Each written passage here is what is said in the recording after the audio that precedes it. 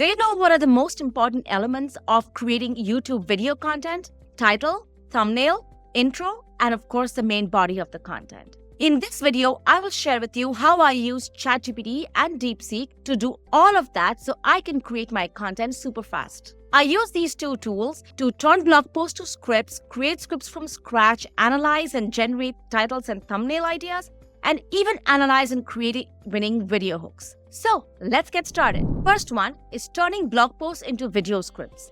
I create most of my content in the form of a blog post first, and then I repurpose them to videos, carousel, images, etc. using a mega prompt. I've created a content system that includes all the content workflows and detailed prompts. So this is my AI and brand content system. And here I have all the prompts, all the workflows, all the checklists, and I need to create the content. And here you will see the content funnel workflow where I have the mega prompt. I can click on them, copy the prompt, put it in ChatGPT, and it generates the script for me. So for example, I have blog post to video. Then I go here and I have this whole prompt which says, act as a professional video script writer with 10 plus years of experience, how to include, how to add the hooks, the content, the main points, examples, the call to action.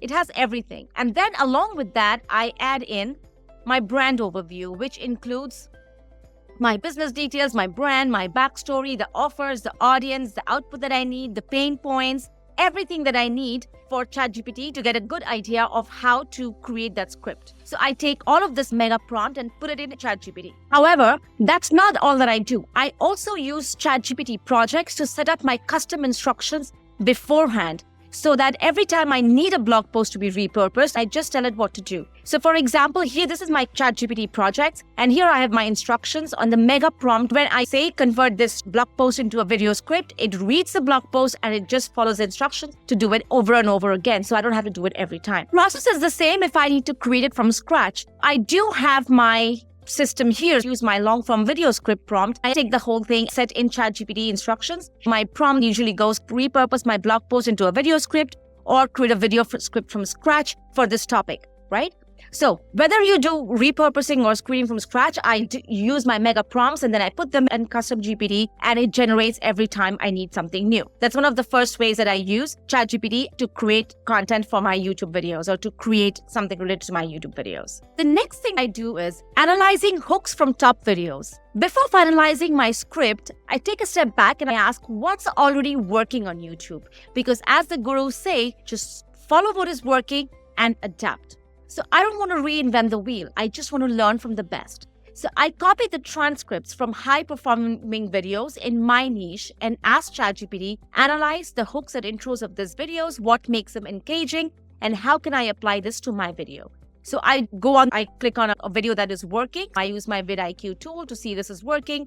I open it up, I show transcript, I copy the transcript, and I go back to ChatGPT and I ask the same question, how do I apply this to my video? Then ChatGPT breaks it down for me, the emotions they trigger in the first 30 seconds, how it builds curiosity and tension, what are the structure of the opening lines. Then I ask ChatGPT to create a custom hook for my video on the script that it's already created based on these insights. This way, I'm not guessing anything, I'm just taking what works and taking the proven strategies and getting attention for my videos in a structured format that works, right? So carefully analyze the hooks of videos that you like and your competitors' videos that are doing well. Analyze those hooks and apply them to your videos. Right. Number 3, this is where it gets really interesting. ChatGPT is great for structure analysis, for following instructions and giving you a certain kind of output, but sometimes it's a little bit robotic. And that's where DeepSeek comes in.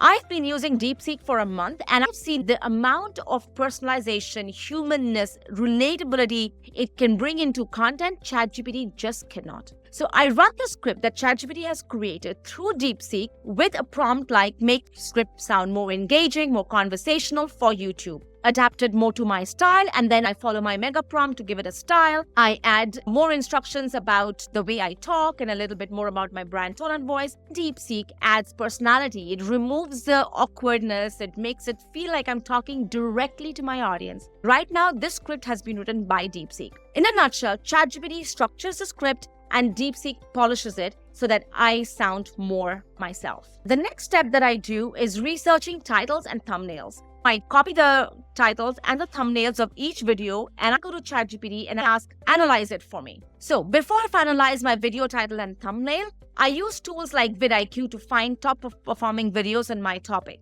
When I see it has good VPH, like 6.7 times the normal performance, I take those titles and thumbnails, I feed those titles and thumbnails into ChatGPT with a prompt to analyze them and to find the patterns, like what makes them effective. Then ChatGPT breaks it down for me to say how much of the title is curiosity-driven plus keyword-focused. What text is used in the title versus on the thumbnail, because it's usually not the same. The emotional triggers and design elements that stand out in the title. I give criteria for it to analyze the titles and thumbnails and tell me what's working. This helps me understand why some videos perform better than others and how I can apply those lessons to my own content. Now, remember, the titles and thumbnails are one of the most important aspects of creating videos that work on YouTube. The next step that I do is, okay, now I have analyzed the thumbnails and titles, but how do I apply it to my video? Once I know what works, I ask ChatGPT to generate new titles and thumbnail ideas based on the analysis. So in this case, I don't give a lot of detailed prompts, but more like generate high-performing YouTube titles and thumbnails based on this analysis, or generate titles and thumbnails that go viral based on this analysis. Then I give more of my brand information and more of the script so it can analyze it accordingly. It gives me ideas inspired by these real summaries and data, not just random guesses.